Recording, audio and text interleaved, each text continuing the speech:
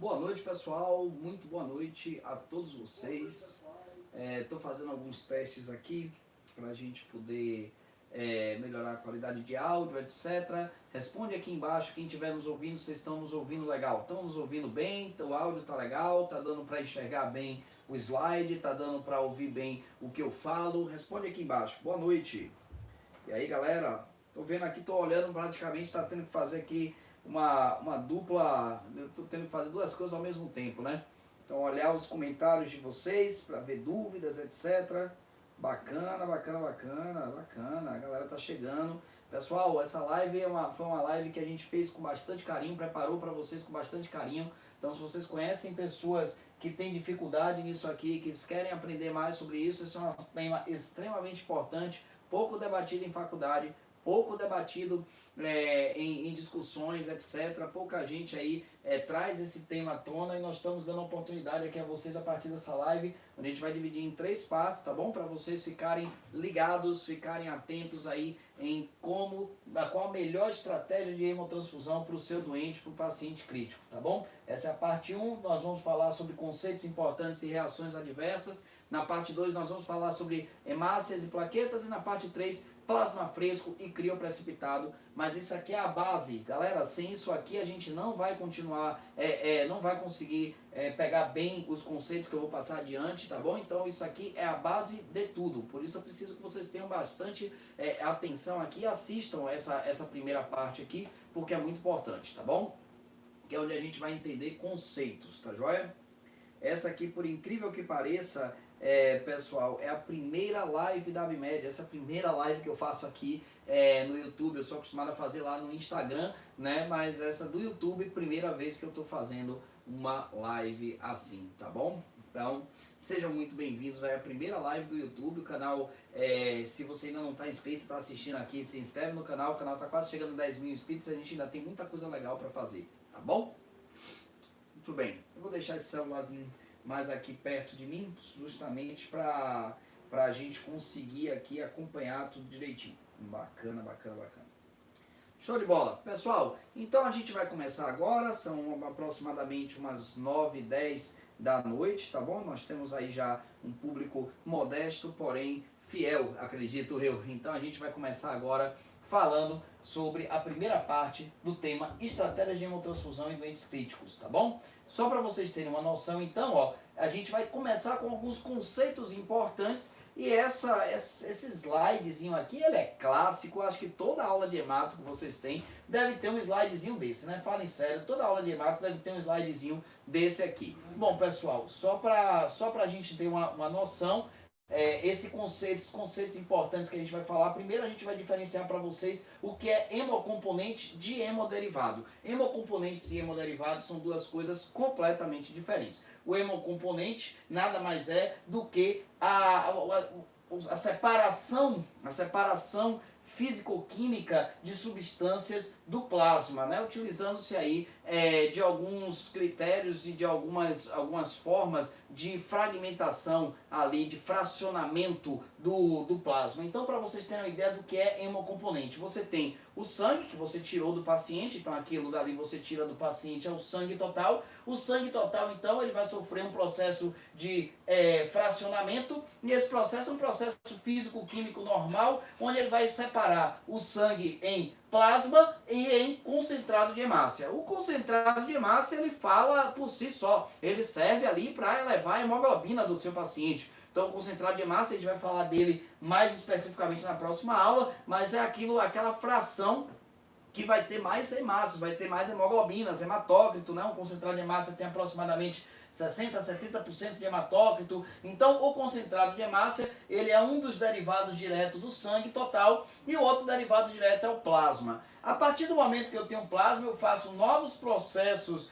físico-químicos de fracionamento e fraciono o plasma em plaquetas, né, que também falam por si só. A gente vai dar em pacientes que estejam ali necessitando. A gente vai falar mais especificamente também de plaquetas na próxima aula, então isso vai ser um tema da próxima sexta-feira às 21 horas. Quero todo mundo que está nessa aula aqui, porque vai ser bem interessante a aula que a gente vai falar de plaquetas e hemácias, tá bom? Se a gente fracionar mais ainda o plasma, a gente fraciona ainda mais em plasma fresco congelado, que tem todos os fatores de coagulação do corpo. Então, do 1 ao 12, a gente vai ter todos os fatores de coagulação aqui no plasma fresco congelado. E se a gente for um pouco mais específico aqui dentro do plasma, a gente ainda consegue, através desses processos físico-químicos, fracionar ele ainda mais, centrifugando esse plasma fresco congelado. A gente tem aí um sobrenadante, que é o crioprecipitado. O crioprecipitado que vai ter fibrinogênio, fibronectina, fator de von Willebrand, fator 8 e por aí vai. Então, o crioprecipitado hoje cada vez mais obsoleto, cada vez mais em desuso, por conta dos fatores específicos que a gente já tem. Não precisa mais ter o crioprecipitado em si, cada vez menos utilizado o crio por conta do hemocompletan, que só tem o fibrinogênio, tem os fatores já específicos que são melhores do que o crioprecipitado. Portanto, crioprecipitado mais obsoleto, porém a gente já vai falar dele na última aula junto com plasma fresco congelado, tá bom?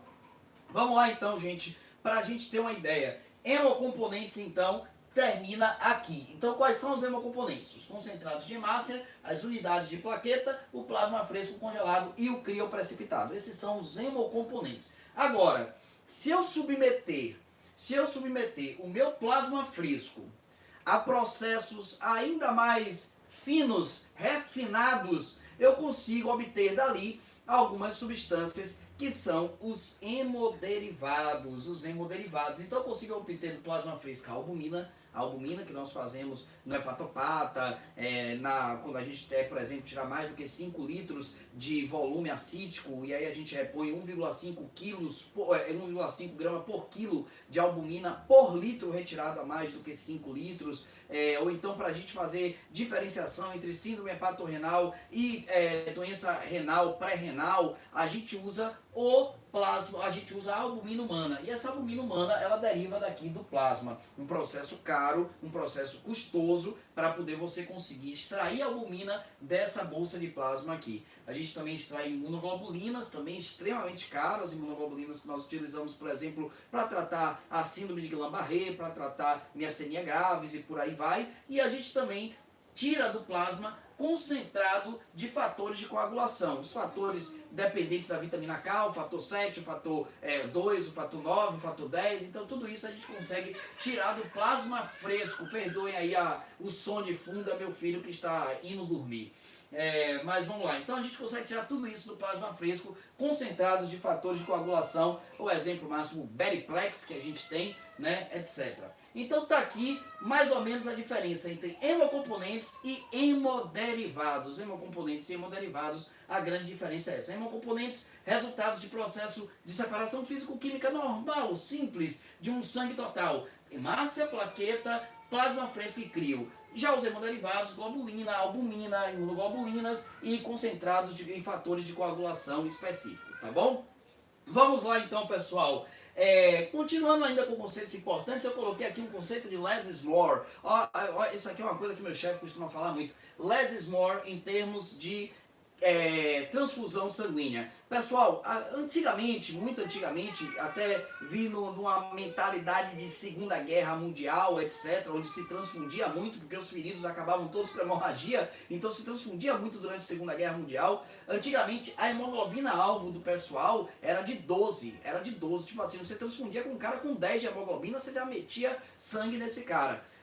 E se tinha uma ideia, e é uma ideia que não é uma ideia de todo errada, né? É uma ideia que tinha uma plausibilidade biológica e matemática por trás dessa ideia, de que quanto maior a hemoglobina do paciente, mais ele ia ter hemácias para poder carregar oxigênio, aumentando assim a oferta de oxigênio para o seu paciente. Oferta essa de oxigênio que a gente chama de DO2. Daqui a pouquinho eu vou dar aí uma pausa para ler os comentários, ver se alguém tem alguma dúvida, pode colocar aqui nos comentários, viu, gente?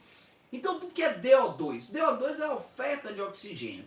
E a DO2 ela é um produto direto do débito cardíaco pela concentração arterial de oxigênio. Então a DO2 é o produto do débito cardíaco pela concentração arterial de oxigênio. Concentração arterial essa de oxigênio que é igual a 1,39 vezes a hemoglobina, vezes a saturação, mais 0,003 vezes a pressão de oxigênio. Murilo, precisa gravar essa fórmula? Não. O que é que eu quero te mostrar aqui? Que a DO2 ela é um produto direto da hemoglobina. Então ela é diretamente proporcional à hemoglobina do paciente. Logo, a lógica que os caras utilizavam lá no passado, e num passado bem distante, diga-se de passagem, sim, ela não é uma lógica errônea, apesar de ser um pouco aristotélica. Ela não é uma lógica errônea. Ela tem sentido, ela tem plausibilidade matemática, plausibilidade biológica. Quanto mais eu dou hemácias, quanto mais eu dou hemoglobina, hematócrito, mais eu vou ter oferta de oxigênio para o corpo. E aí se fazia hemácia para tudo. O cara era entubado para tirar o cara da ventilação. Ah, vamos dar mais oxigênio. Como? Dando sangue. Então era uma festa das hemácias, era uma verdadeira, desculpe um termo, prostituição da transfusão sanguínea. Se transfundia para tudo e para todos, acabavam realmente transfundindo em excesso os pacientes, e isso começou a gerar consequências que só foram estudadas e só foram entendidas muito tempo depois. Até o final do século XX, até 1999, para ser mais preciso, quando o estudo surgiu. O estudo, eu não lembro o nome dele agora, eu acho que é Trick o nome desse estudo.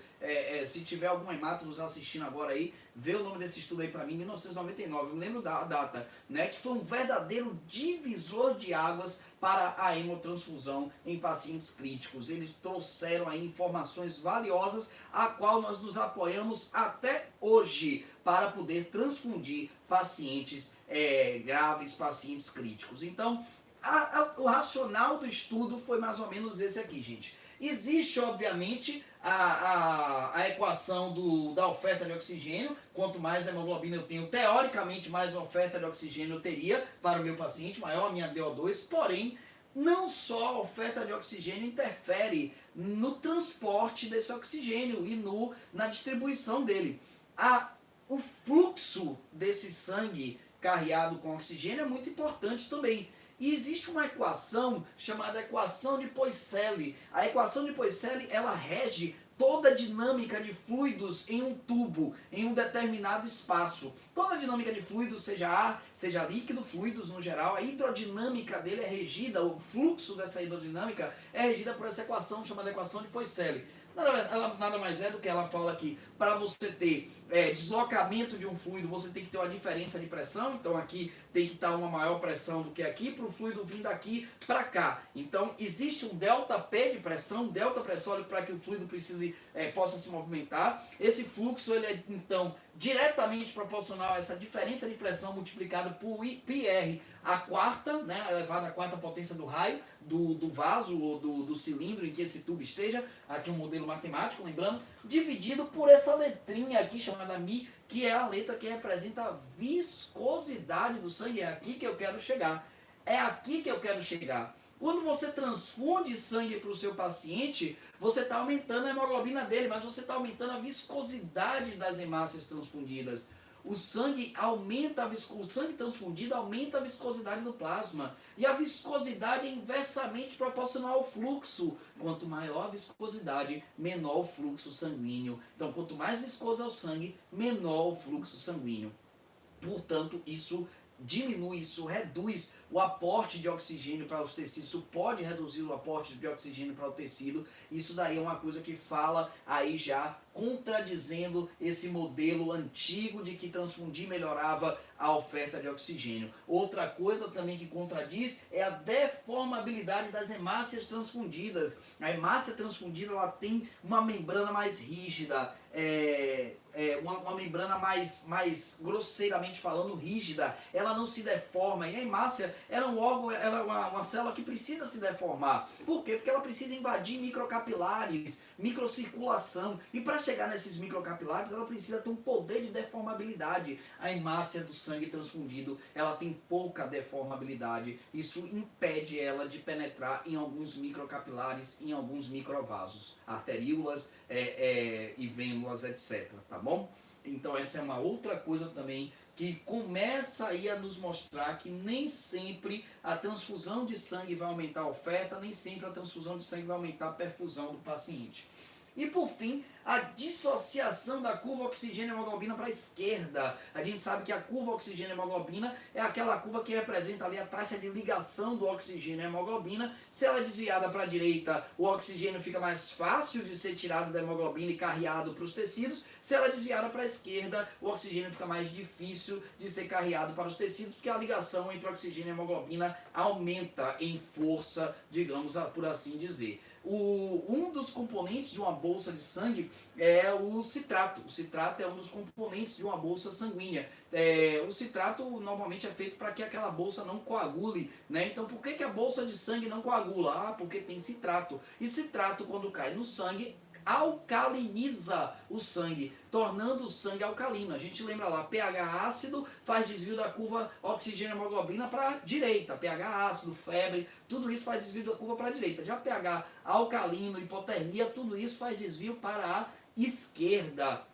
Então ela deixa assim, aumenta a taxa de ligação oxigênio-hemoglobina, tornando tornando o oxigênio mais difícil de ser carreado da hemoglobina para o tecido, de ser arrancado da hemoglobina para o tecido, tá bom? Então essas são as vertentes que os estudos mostraram a partir desses argumentos, que nem tudo são flores quando nós falamos de hemotransfusão, e aí começa a se quebrar o paradigma de que transfundir o paciente é a bala de prata, de que transfundir o paciente é a grande sensação do momento. E isso daí surgiu em 1999, ou seja, isso é um conhecimento extremamente recente, e que muitos médicos ainda acham lá que a hemoglobina de 10 é uma hemoglobina baixa, a hemoglobina de 9 é uma hemoglobina baixa. Ainda tem muita gente que transfunde com 9, com 8 de HB, tá bom? A gente vai falar mais sobre isso na próxima aula, porém eu já vou logo lhe dando aqui um conceito básico importante de que na transfusão de sangue, less is more. E por que menos é mais na transfusão de sangue, Murilo? Vocês que vão me dizer. Aqui eu já estou vendo aqui algumas pessoas já falando algumas coisinhas interessantes. Por exemplo, o Wagner Barroso fala de trale. Trale bacana, bacana. O que é trale? Eu gostei dessa primeira.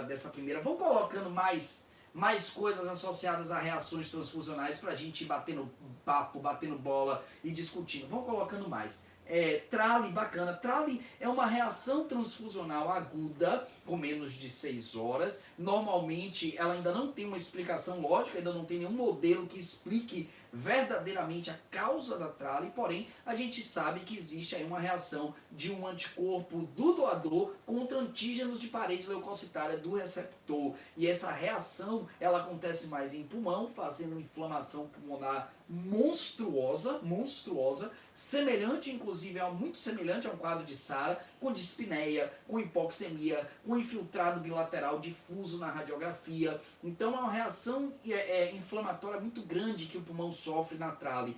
É sim uma das principais e mais temidas reações transfusionais, é a trale. Acontece nas primeiras 6 horas, de transfusão. Então, normalmente você vai ter aí, nas primeiras 6 horas, se o paciente abrir com dispneia, se o paciente abrir com hipoxemia, infiltrado no raio-x, não tinha antes, o raio-x era normal antes, depois da transfusão infiltrou bilateralmente, aquele pulmão inflamou, possivelmente você fez trale no seu paciente. Murilo, se bem indicada a transfusão, o risco existe e nós vamos ter que aceitar, porque a transfusão foi bem indicada, o paciente precisa daquilo. Entretanto, se a transfusão não foi bem indicada, esse risco para o paciente é inaceitável. E é isso que eu quero que vocês entendam. Vocês não vão submeter o paciente a um risco grave de vida sem ele ter necessidade. Isso é básico, ok? Então entendam isso de uma vez por todas, tá bom? A trale ela é uma reação grave. Murilo, como é que trata a trale? Faz diurético, já que o pulmão está encharcado? Então, você pode até fazer diurético. Não tem nada que contraindique, mas também não tem nada que indique. Faz corticoide, já que é uma reação imune, etc. Também não tem nenhuma comprovação de benefício de corticoide na trale,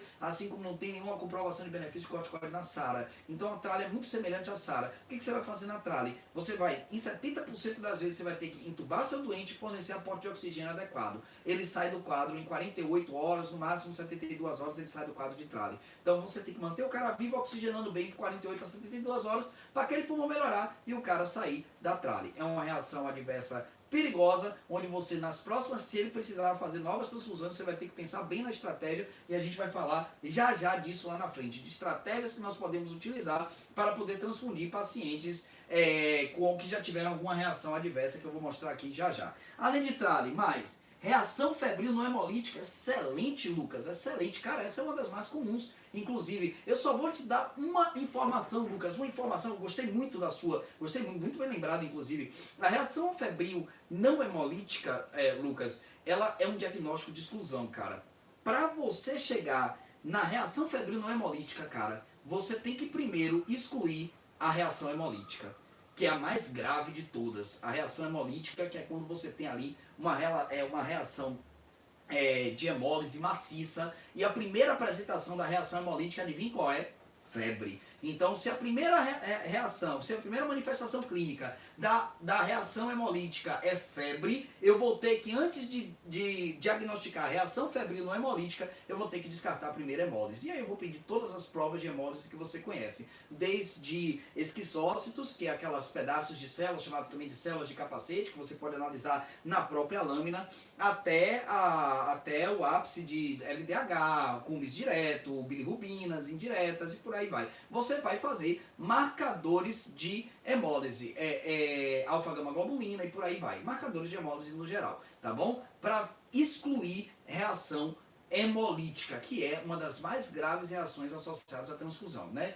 Tanto a reação febril não hemolítica quanto a reação hemolítica, elas estão relacionadas muito à leucócito, a presença de leucócito na bolsa. Isso é importante porque lá na frente, daqui a pouquinho, eu vou falar dos tipos de bolsas que a gente pode fazer, e uma das formas da gente evitar essas reações é tirando leucócitos da bolsa, tá bom? Então já já a gente vai falar sobre isso. Mas muito bem lembrada a reação febril não hemolítica, só se lembre que para você ter o diagnóstico de reação febril não hemolítica, antes você precisa ter de excluir o diagnóstico de reação hemolítica. Lembre que ambos se apresentam da mesma forma, com febre. Ah, Murilo, e se a febre eu excluir reação hemolítica, o que que sobra? Reação febril não hemolítica, aí sim você vai medicar com antitérmico, e é uma coisa muito simples de tratar, inclusive. Mas já a reação hemolítica não. Normalmente ela é mais grave, ela vem com febre, com choque, com rebaixamento de nível de consciência, hemólise maciça, tá bom? Muito mais grave, muito mais risco de vida ao paciente do que a reação febril não hemolítica. Mas gostei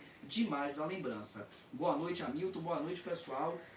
Vamos lá, gente. Vamos lá. Tem mais alguma reação aí que vocês lembrem? Alguém? Vamos ver aqui as reações. Vocês já botaram algumas aí. Eu vou dar um time aqui para ver se vocês lembram de mais alguma, só para a gente ver se alguém lembra aí de mais alguma reação dessas. Vamos lá. Ninguém. Hipersensibilidade a concentrado de hemácia. Lucas, não só a concentrado de hemácia, cara. Qualquer a plasma, a hemácia, a hemoglobina, a plaquetas, não só a concentrado de plaquetas, perdão, você falou plaquetas. A concentrada de hemácias também, tá bom? Não só a plaquetas, não. Reações de hipersensibilidade são comuns, sim, podem evoluir. Normalmente a hipersensibilidade tipo 1 ou imediata, né? Mediada ali por degranulação de mastócitos, eosinófilos, etc. E comumente o tratamento aí sim é com corticoide, o tratamento dessa com corticoide. Comumente fica só uma urticária, um prurido. Tem gente que incha lábio, tem gente que incha pálpebra. Isso já é um sinal de alerta, que a gente tem que ficar mais alerta, a gente já tem que ficar mais ligado nisso aí, e pode evoluir sim com anafilaxia, com choque anafilático, se for uma reação muito exacerbada. Lembre-se, gente, quanto mais eu transfundo, maior a chance de ter controle. Lembre-se disso. Quanto mais eu transfundo, maior a chance de ter uma dessas reações que a gente está falando aí. Quanto mais eu transfundo o paciente, maior a chance de ter essas reações. Então, sim, reações de hipersensibilidade no geral, reações alérgicas no geral. Concordo, sim, não só plaquetas, como a hemácias, etc. Mais alguém aí? Vamos ver aqui no chat. Mais alguém? Bora, gente. Bora participar, pessoal. Bora participar. Bota aí alguma reação que vocês conheçam. Vou falar de algumas que são menos comuns. Eu acho que essas quatro que a gente falou, a trale, a reação febril não hemolítica, a reação hemolítica e de hipersensibilidade, essas são as mais comuns. Mas vamos ver outros riscos e reações aqui. Então, vocês já falaram, o Lucas falou muito bem da reação febril não hemolítica. Lembrar que é diagnóstico de exclusão, tem que excluir essa daqui primeiro, a reação hemolítica, tá bom? Reações alérgicas, também já foi falado, né? Que pode vir desde urticárias e edemas labiais, etc., até anafilaxia. GVHD pós-transfusional. GVHD é uma sigla que, para resumir, é doença enxerto hospedeiro. doença enxerto hospedeiro, ou seja, uma reação que o hospedeiro faz a um enxerto, a um corpo estranho. Gente, isso é muito comum. Isso é muito comum. Boa noite, Pablo. Isso é muito comum, o GVHD pós-transfusional, porque o cara às vezes não pensa no paciente que está ali, por exemplo, transplantado. O cara que é transplantado, ele tem uma modalidade de transfusão, que eu vou falar daqui a pouco, que é única. Então, assim, você não pode transfundir um transplantado como você transfunde qualquer pessoa. Não, o cara que é transplantado, normalmente, ele tem uma medula vazia. Por que ele tem uma medula vazia? Porque você utiliza medicações para poder imunossuprimi-lo. E aí, quando você entra com uma bolsa de hemácia, ela vem com linfócito, leucócito junto. E aí quando esses linfócitos chegam lá e encontram uma medula vazia, eles podem povoar essa medula, literalmente se proliferar nessa medula, literalmente se reproduzir nessa medula e desencadear a reação imune contra aquele enxerto, contra o rim que o cara tem transplantado, contra o fígado que o cara tem transplantado. Então, existe a relação de reação enxerto hospedeiro pós-transfusional. E isso daí tem uma manhazinha que a gente faz para poder evitar ao máximo isso aí. E é isso que eu quero que vocês entendam. É muito importante que vocês entendam isso, gente. Não é somente saber a reação. Você tem que saber o que fazer para evitar a reação. Transfundir menos, utilizar-se de modalidades de bolsas diferentes das convencionais para cada perfil de paciente. A gente vai especificar daqui a pouco isso, tá bom?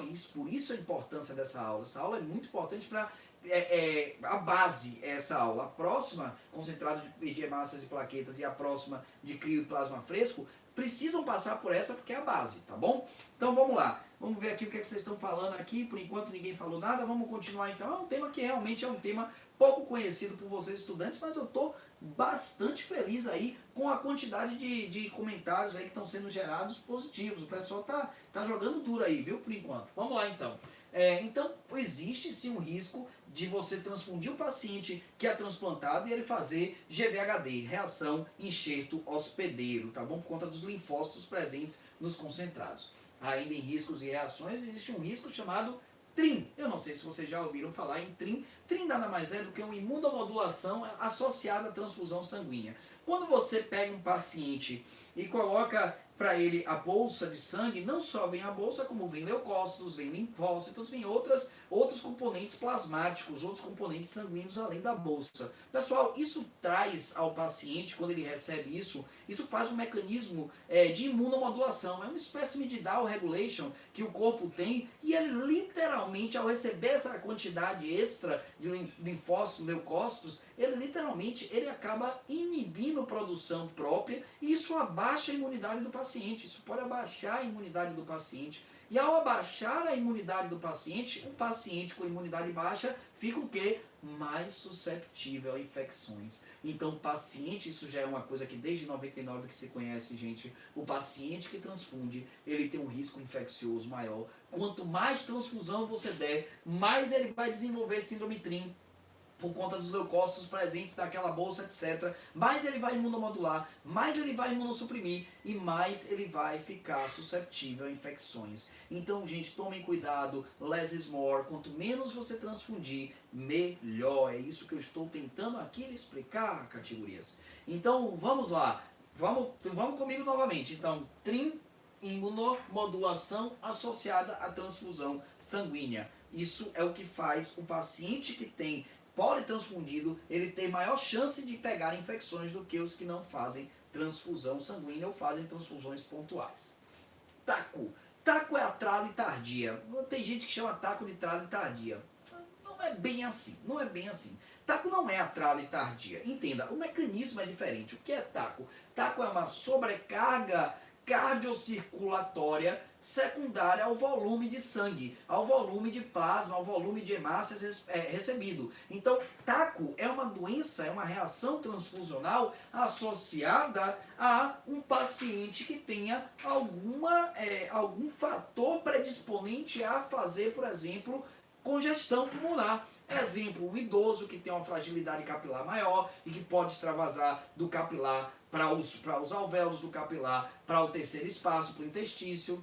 Um paciente que tenha um coração ruim, um coração com insuficiência cardíaca, com fração de ejeção baixa, um coração que não merece volume, e você vai lá e transfunde 2, 3, 4 bolsas, encharca aquele coração mais ainda. O coração que já, coitado, não consegue bater, já está no platô de Frankenstein, ele acaba jogando tudo para trás e acaba extravasando tudo para pulmão. Então percebam que a TACO é uma síndrome de sobrecarga circulatória associada à transfusão sanguínea. Transfusão sanguínea pode sobrecarregar um paciente que seja idoso, um paciente que já tenha um BH muito positivo, um coração que tenha uma insuficiência cardíaca. Então, esses critérios aí você não vai transfundir como você transfundiria uma pessoa que tem um coração bom, que seja jovem, etc. Esses critérios aí, normalmente, eles são utilizados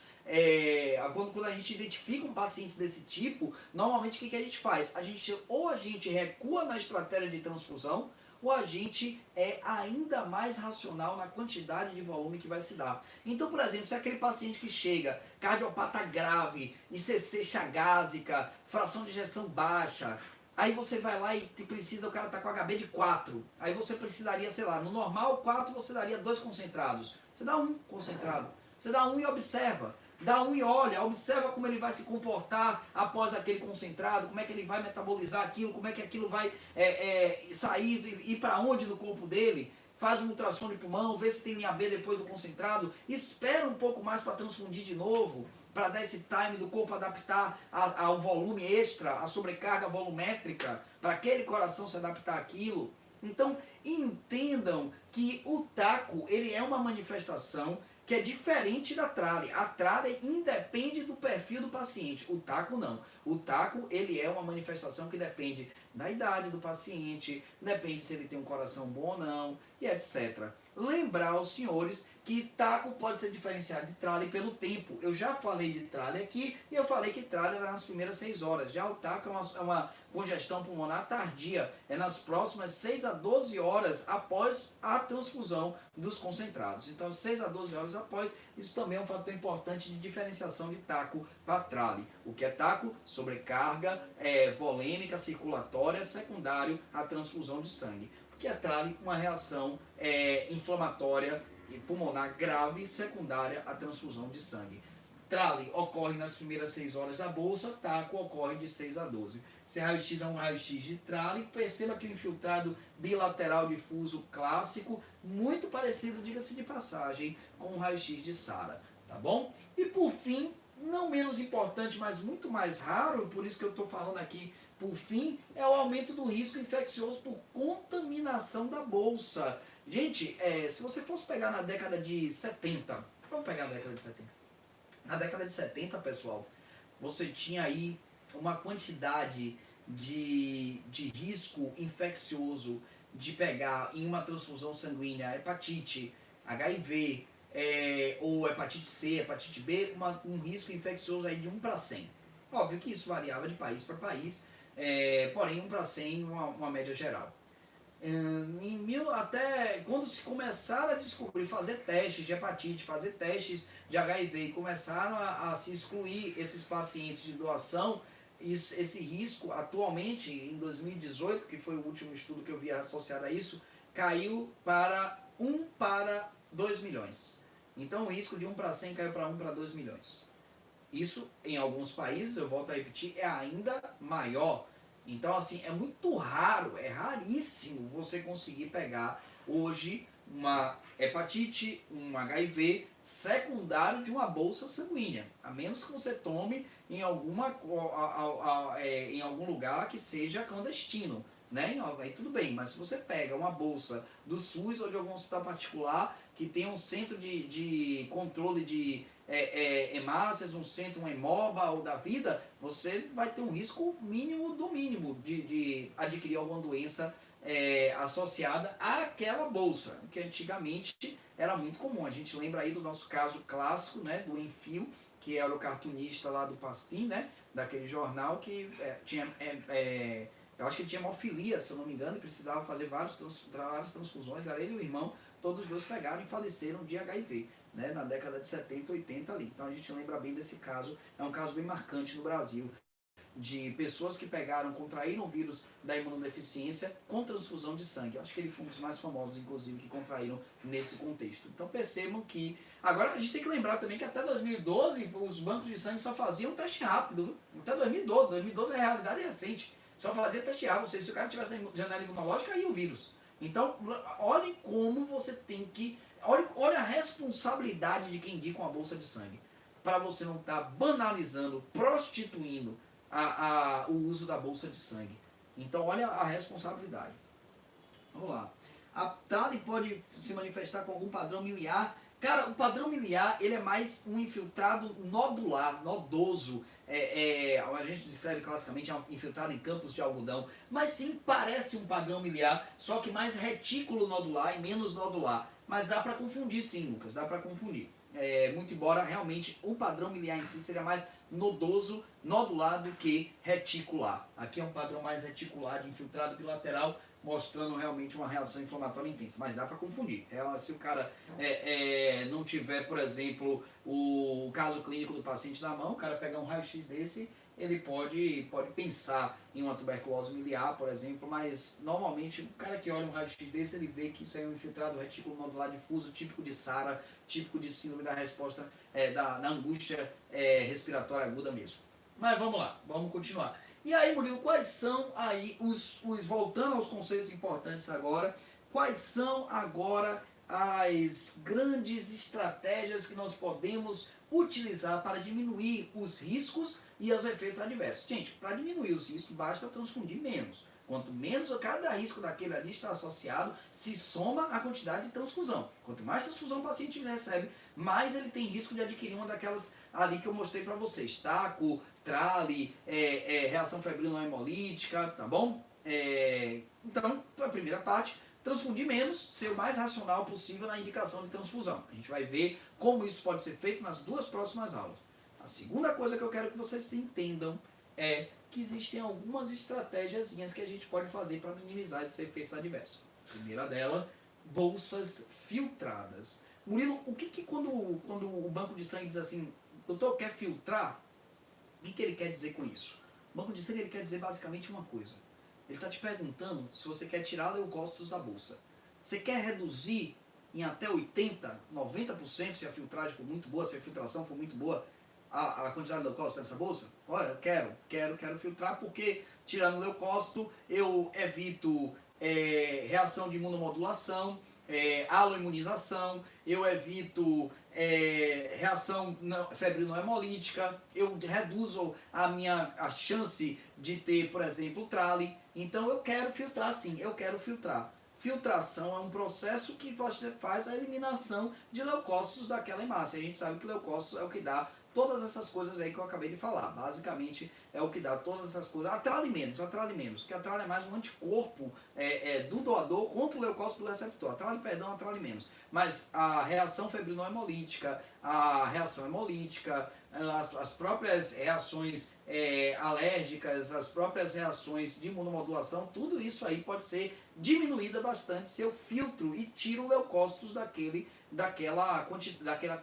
concentrado, seja de massa, seja daquela unidade plaqueta. Quando eu tiro esses leucócitos, eu deixo realmente menos reações transfusionais. E como é que eu faço isso? Filtrando. Murilo, então toda a hemácia deveria ser filtrada, todo concentrado, toda a bolsa deveria ser filtrada? Sim, toda a bolsa deveria ser filtrada. O problema é que isso é caro e nem todo serviço tem condição financeira de fazer. Alguns serviços só transfundem filtrado, outros ainda não estão nesse nível. Então, mas teoricamente, se a gente conseguisse transfundir filtrado para todo mundo, a gente reduziria o risco de todo mundo desses riscos que eu acabei de falar. Murilo, quando é que você faz filtrado? Normalmente eu faço filtrado em pacientes politransfundidos. Então, quais são os perfis de politransfundidos daqui de Salvador? Perfil de politransfundido, básico. Ou o cara é oncológico, ou o cara é alguma doença oncohematológica, ou o cara é anêmico falciforme. Aqui em Salvador tem muito, então nós somos campeões em anemia falciforme, a maior cidade fora da África em número de falcêmicos. Então, ou o paciente é oncológico, ou o paciente é anêmico falciforme, ou o paciente é renal crônico dialítico. Aqui em Salvador também tem muito. Somos campeões em renal crônica dialítica, somos campeões em anemia falciforme. Então, assim, no geral, quando você tem um perfil desse, de paciente que já foi multitransfundido, o anêmico falciforme, o renal crônico dialítico, eu já dou logo a hemácia filtrada para ele, porque eu sei que aquilo dali vai induzir menos efeitos aloimunizatórios, aloimunização, imunomodulação no paciente, menos efeitos adversos relacionados àquela transfusão. Tá aí quando eu peço hemácia filtrada. Já a bolsa lavada, ela é como se ela tivesse ultrafiltrada. Ela elimina todos os leucócitos e outras proteínas do plasma também, que podem dar efeitos adversos também no paciente. O problema é que isso aqui é extremamente difícil de se fazer, lavar as hemácias. E outra, se perde muito conteúdo, tanto plasmático como em termos de hematócrito. Então, por exemplo, sei lá, a bolsa que iria com 70% de hematócrito vai com 30%. Então, assim, se perde muita plaqueta, se perde muita hemácia quando a gente vai lavar a bolsa. É pouquíssimo feito, pouquíssimo feito. Normalmente só é feito para aqueles pacientes que já tiveram reações gravíssimas, reações anafiláticas graves, trale, reações hemolíticas. Esses são o perfil de paciente que a gente pede lavado, mas ainda assim é raro. Ainda assim é raro. Por quê? Porque você perde muito conteúdo da bolsa, você acaba perdendo mais de 50% daquela bolsa. Então, sei lá, uma plaqueta que subiria aí de 5 a 10 mil por unidade, vai subir agora de 2 a 3 mil. Por quê? Porque você lavou a bolsa, tá entendendo? Então, tudo isso aí, ela vai, a hemácia lavada, a bolsa lavada, ela vai tirar, sim, leucócitos, tirar proteínas plasmáticas, evitar essas reações todas, porém, ela vai perder muito conteúdo. E não é interessante perder conteúdo, né, gente? Então a gente acaba que pede muito pouco a bolsa lavada. Mas se vocês ouvirem falar em lavada, tá aí quando é que lava. As bolsas fenotipadas. Gente, toda bolsa é fenotipada para qual sistema? Qual é o sistema básico que toda bolsa é fenotipada? O sistema BO. Então toda bolsa, ela é compatível ABO-mente falando. Então ela é ABO compatível, né? Quando eu peço para fenotiparem, não quer dizer que ela vai fenotipar para o ABO, porque isso já está incluso. Isso já está incluso. Se você pede um concentrado hoje, ele já é ABO compatível. Isso aí já está implícito no pedido. Quando eu peço para fenotiparem, eu vou fenotipar para outros antígenos. Eu vou fenotipar para outros complementos que não o sistema ABO, entendeu? E aí eu vou evitar também reações alérgicas, reações hemolíticas, etc. Vou evitar trale, vou reduzir o índice de trale, etc. Então, quando eu peço uma bolsa fenotipada, também peço para aqueles pacientes que já foram multiplamente transfundidos, politransfundidos, o anêmico, falciforme, renal crônico. Essa bolsa fenotipada justamente serve para isso, para eu fenotipá-la para outros antígenos que não o sistema BO. O sistema BO já foi, está implícito. Toda vez que você pede hemácia ou plaqueta não precisa ser ABO compatível. Eu vou falar disso na próxima aula. Mas toda vez que você pede uma hemácia, ela já vem implicitamente fenotipada para o sistema BO, né? Compatível para o sistema BO. E aí, quando eu peço fenotipada, obviamente estou falando de outros antígenos que eu vou fenotipar aquela bolsa. E por fim, as bolsas irradiadas. Irradiar significa irradiar com radiação gama para destruir linfócitos. Ah, Murilo, você falou lá da síndrome enxerto hospedeiro, né, da doença do enxerto hospedeiro, que normalmente acontece quando você transfunde e os linfócitos se ocupam aquele espaço daquela medula vazia por conta daquele paciente que está ali imunossupresso, imunodeprimido, etc., para não fazer doença enxerto hospedeiro, né? Pronto, qual é a melhor forma de eu combater isso? Destruindo os linfócitos da bolsa. Então eu irradio a bolsa. Então o paciente que é transplantado, ele vai receber uma bolsa irradiada, com radiação gama para poder destruir linfócitos. Então essas são as estratégias que nós utilizamos para poder combater os riscos, combater os efeitos adversos associados à transfusão de sangue. E qual é a ideia agora que vocês têm que ficar na cabeça? Less is more. Quanto menos eu transfundo, melhor para o meu paciente. Transfundir com muito bem indicado, né? Não transfundir à toa. Lembre-se, todos esses riscos e reações adversas que eu acabei de falar, eles são aceitáveis desde que a transfusão seja bem indicada, desde que o seu paciente precise daquele sangue. Uma vez que o seu paciente ele não precisa do sangue, esses riscos são inaceitáveis. Ok? Gente, até a próxima aula. Eu vou agora abrir para as perguntas, mas eu agradeço a participação de todos vocês aqui, tá bom? Vamos ver aí se alguém tem alguma pergunta para fazer relativa a esse conteúdo em si. Porque a gente ainda vai falar de hemácia e plaqueta e de plasma e crio nas próximas. Vamos ver relativa a esse conteúdo em si. Então parece que o pessoal não tem maiores perguntas. Agradeço bastante a participação de vocês. Pessoal, João, Pablo aí, tô devendo até um videogamezinho a vocês, viu? Depois eu vou dar uma surra em vocês no videogame, viu? Agradeço demais, gente, a presença de vocês nessa sexta-feira à noite. Eu sei que é difícil vir para uma live às sextas-feiras à noite, às 21 horas, mas toda sexta-feira agora, a partir a próxima e a próxima da próxima, também estaremos aqui com vocês.